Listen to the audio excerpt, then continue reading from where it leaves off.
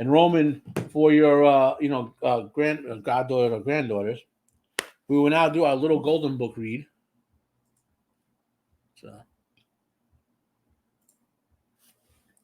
So I got. Normally this would have been Jacob's week to pick, but I'm here. I'm gonna pick.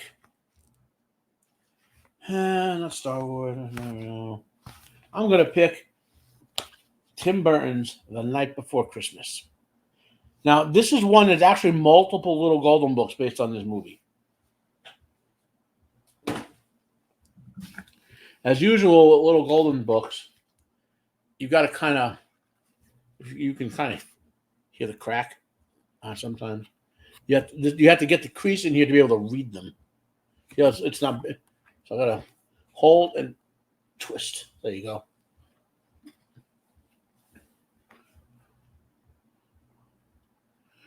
Hey, for Keon, who's your main account?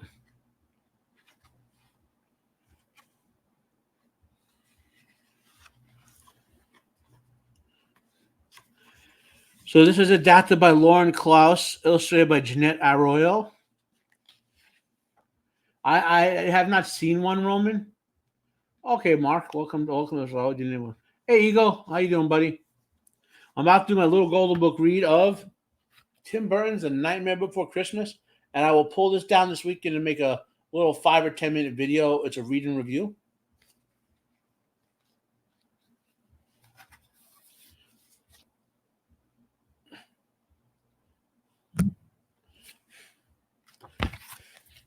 Gonna adjust the camera slightly, guys. A little better. Okay. So I don't have to hold the book over here so you can see it.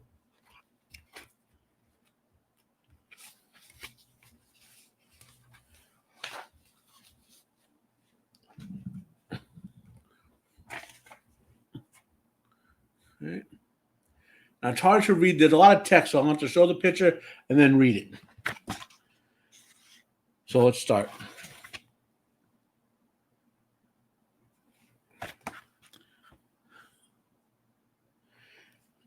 A crowd of creatures stood waiting in the center of Halloween Town when Jack Skellington, the Pumpkin King, arrived. Arrived, they cheered, celebrating another successful spooky holiday. Great Halloween, everybody, the mayor said as the group quieted down. I believe it was our most frightful yet, Jack added. Thank you, everyone.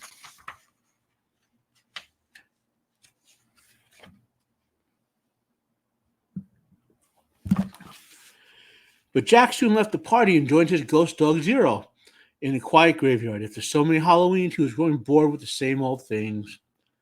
Sally, a rag doll created by Dr. Finkelstein, watched Jack wander through the graves. She understood how he felt. She also wanted more in life, but Dr. Finkelstein refused to set her free.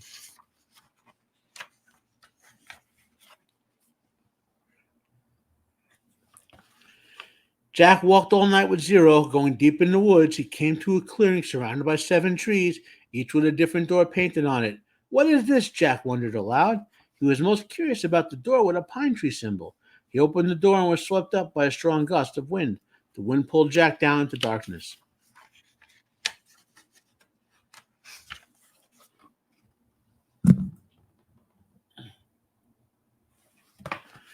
Jack landed on a snowy hill above a town filled with colorful lights and joyful sounds. He was thrilled. There were so many new things for him to see, from snow falling to people singing songs to a large man shouting, "Ho, ho, ho!" Jack thought he heard the man being called Sandy Claus. Jack learned he was in a place called Christmas Town.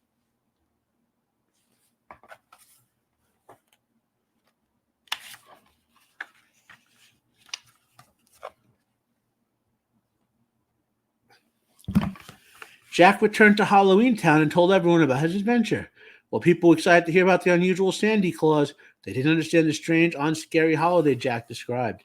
After weeks of learning all he could about Christmas, Jack made announcements. "This year, Christmas will be ours," he shouted. Everyone cheered except Sally. She had picked the weed in Jack's yard, which had grown into a Christmas tree and then caught fire.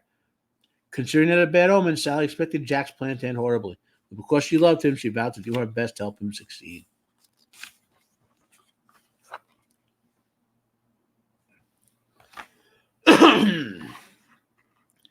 Preparations for Christmas were underway in Halloween Town, and everyone was pitching in.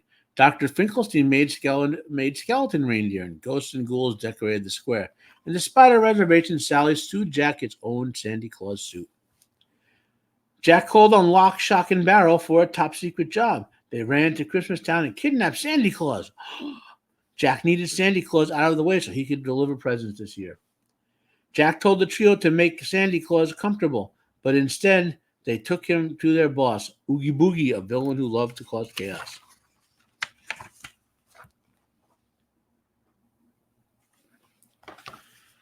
Soon it was Christmas Eve, and Jack was ready to spread joy. "We're off!" he shouted to an excited crowd, with Zero leading his coffin sleigh as Jack shot into the sky. But the scary toys Jack delivered were not all what the children expected. Instead of joy, Jack's presence spread fear throughout the world.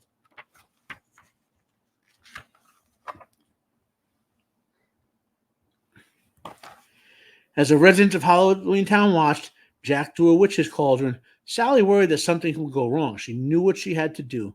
"Where'd they take that Sandy Claus?" she shouted, and left to find him. While Jack flew home, spotlights showing him and explosions went off all around. "They're thanking us for doing such a good job," Jack told Zero, but he quickly learned they were trying to blast him out of the sky.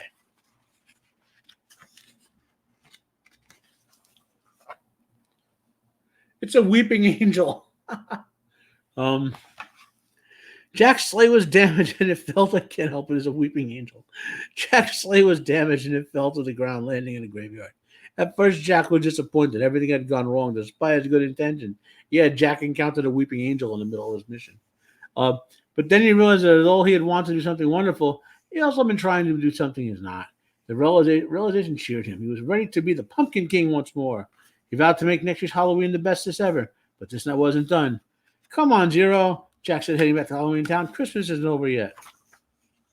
Jack escaped the weeping angel. Back in Halloween Town, Jack raced to Oogie Boogie's lair and was shocked to find not only Sandy Claus, but also Sally. They were both tied up and in danger. Jack was touched as Sally had tried so hard to help him. Jack freed the pair, but then he was trapped by Oogie Boogie. Apparently, Jack then encountered, the Moss Monster. "How dare you treat my friend so shamefully," Jack shouted. He was able to pull a loose thread on Oogie Boogie's burlap sack body until it fell apart, and all the bugs that made up Oogie Boogie scattered everywhere. So Oogie Boogie is a member of the Burame clan from Naruto.